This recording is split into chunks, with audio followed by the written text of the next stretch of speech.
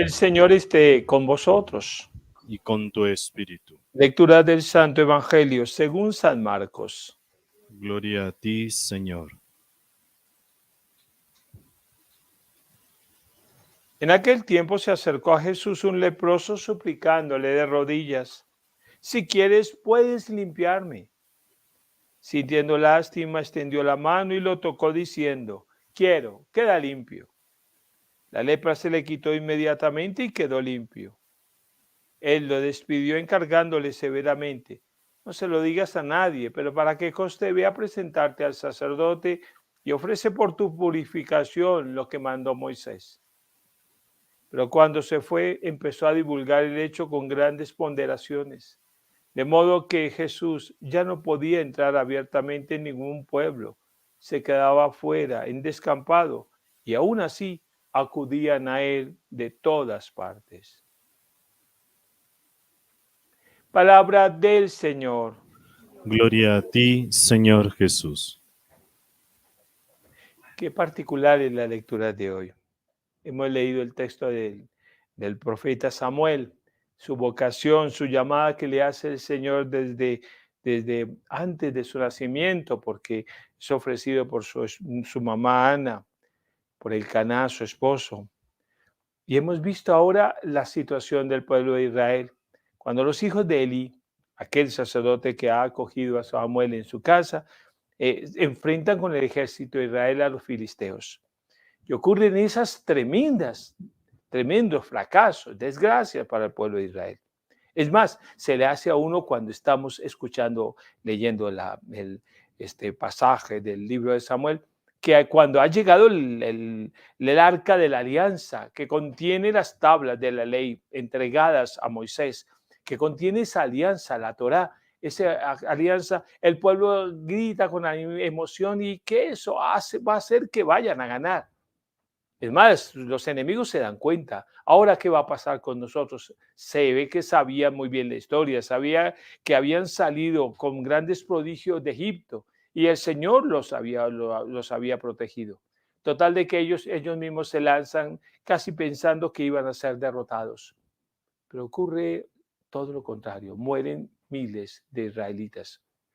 Y es apresada el arca. Y adicionalmente, son muertos los hijos de Eli. ¿Qué pasó? ¿Será que Dios estaba ocupado en otras cosas? Nos da a pensar muchas veces lo mismo a nosotros cuando le hemos pedido intensamente al Señor algo que consideramos es justo, que está bien, la salud de un ser querido, un trabajo que se nos es esquivo, el amor de nuestra vida que de pronto no llega en tantos jóvenes, la vocación, la mirada hacia dónde van y no se dan las cosas. Pareciera que Dios estuviera olvidado de nosotros y que nos hubiera abandonado. Es más, cuando uno escucha este salmo, el Salmo 44, 43, ¿por qué nos rechazas, Señor? ¿Por qué, Señor, no miras mi opresión, mi dolor? ¿Qué nos haces el escarnio de todos los demás? Nos has hecho de todos los demás las burlas. Ayúdanos, levántate, sacude, Señor, esta desgracia que tenemos en nosotros. Muchas veces pasa en nuestra vida situaciones así, que son muy dramáticas. Ante ello, tú puedes asumir una de las dos salidas. Una, o asumir con altura esto, ese momento, esa enfermedad, ese cáncer que te avisaron, ese trabajo que se esquivó, todo asumirlo y seguir confiando en el Señor, sabiendo que Él por alguna razón particular permite que eso esté sucediendo en tu vida. No lo sabemos. Yo soy el menos que te puedo dar una explicación sobre por qué Dios hace esto. Hablan muchos falsos profetas que te dirán, es que Dios lo quiere así, es que esto va a sacar algo bueno. Dios sabe hacer las cosas, es lo único que te tengo que decir. Y Dios conoce perfectamente tu vida. No te dé pensar que Dios está ocupado con tantas cosas en el mundo que lo que tú le estás pidiendo en un momento no alcanza a llegar al nivel de Dios, que tiene que tener cosas mucho más importantes que tu propia vida. No lo des a pensar, porque es pensar a Dios en la categoría humana. Yo puedo estar en mi mente teniendo las personas que hoy atendí, a quien visité, a mi familia, tantos, pero no puedo más. Yo no puedo estar pensando en lo que está pensando el presidente o en las situaciones de los inmigrantes del mundo o lo que está pasando por la mente del Papa. No lo sé, yo no lo puedo, pero Dios sí. Es pensar en Dios, en su categoría como Dios, y es confiar en Él. Es la primera de las alternativas. Y la segunda es apartarte del Señor, ¿cierto? Y empezar a asumir como que, Señor, no me diste esto, entonces me voy a buscar por otros medios, por mi propia cuenta. Lamentablemente, esta segunda vía es la más común. Cuando nos sonríe el éxito, cuando las cosas van bien, corremos ante el Señor.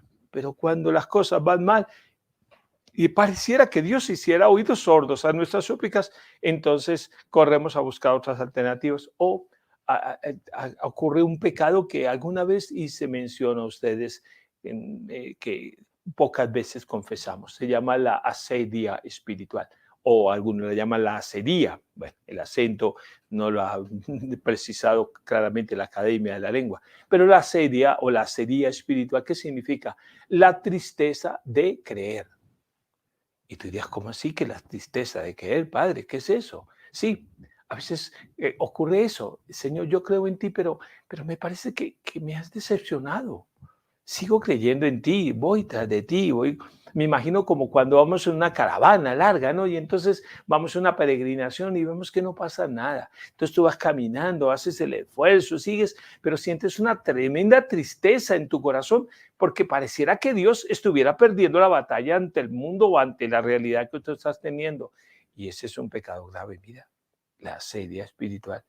La tristeza de creer, así lo puedo definir yo, como crees en el Señor, sabes que está ahí, pero crees que su poder no es suficiente para atender tu necesidad. En definitiva, es desconfiar, simplemente desconfías del Señor. Crees en un Dios milagrero que hace lo que tú le pides y cuando no te pide, no hace lo que tú le pides, simplemente tu Dios te decepcionó. Cuidado con ese pecado de la asedía o la asedia espiritual, de apartarte de Dios o de sentir tristeza de creer. Qué decepción, qué tristeza, ¿no? Las cosas no van bien, pero tengo que seguir porque no tengo otra alternativa, cambiarme de religión, dejar de ir a la misa. No, yo sigo yendo a misa, sigo haciendo rosario todos los días, sigo haciendo, pero en el fondo de mi corazón hay una tremenda tristeza de no creer en Dios. Oye, que mira, que antes ante una situación difícil estas, es cuando más nos debemos acercar a Dios. Dios está utilizando de esa circunstancia, eso sí lo tengo absolutamente claro, para producir en ti algo inmensamente más grande. Lo que no puedes es perder tu fe en Él. Y miren el Evangelio de cómo se empalma perfectamente. Este leproso que se acerca a Jesús, lo habíamos escuchado hace algunos días, también este texto del Evangelio, si quieres, puedes sanarme. Bueno, y el Señor simplemente se acerca, lo toca y le dice quiero y queda sano. Y el hombre queda inmediatamente, recupera su salud.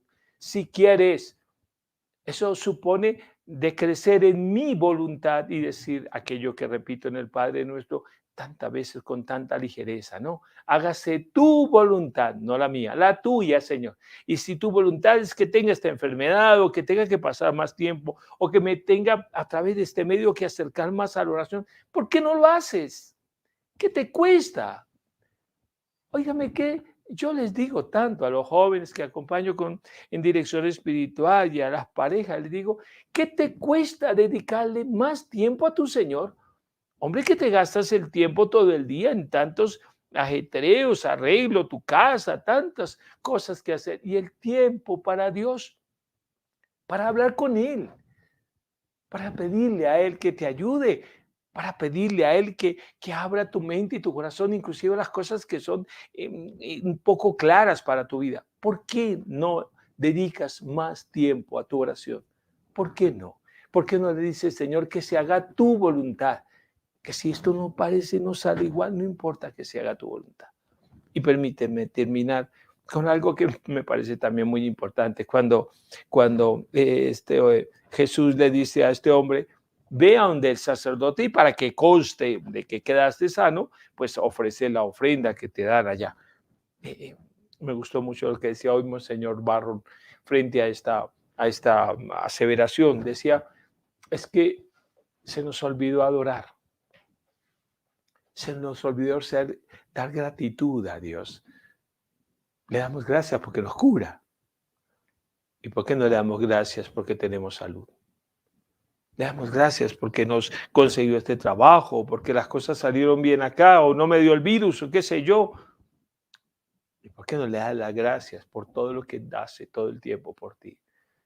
Eso se llama adoración. La adoración es ponerme frente a Dios para postrarme ante Él y decirle todo el tiempo, Señor, toda mi vida sea una acción de gracias para ti, por el don infinito de mi vida y el don de las cosas que me has dado, por la naturaleza, por el día de hoy, por las personas que pusiste a mi alrededor, por el esfuerzo que viene el mundo, por mi corazón sensible ante el dolor del mundo, por mi compromiso de permanecer fiel a ti. Gracias, Señor, porque mantengo mi fe a pesar de las circunstancias a veces apremiantes y difíciles de mi vida. Gracias, Señor, porque estás conmigo. Que hoy el Señor nos regale esa gracia de poder estar con Él y que no vayamos a caer en esa asedia espiritual con la que muchas veces, bueno, andan cristianos, van a la misa, la cabeza gacha, pareciera que Dios no tuviera fuerza, que Él la tiene y que te quiere comunicar su infinito amor. Que así sea.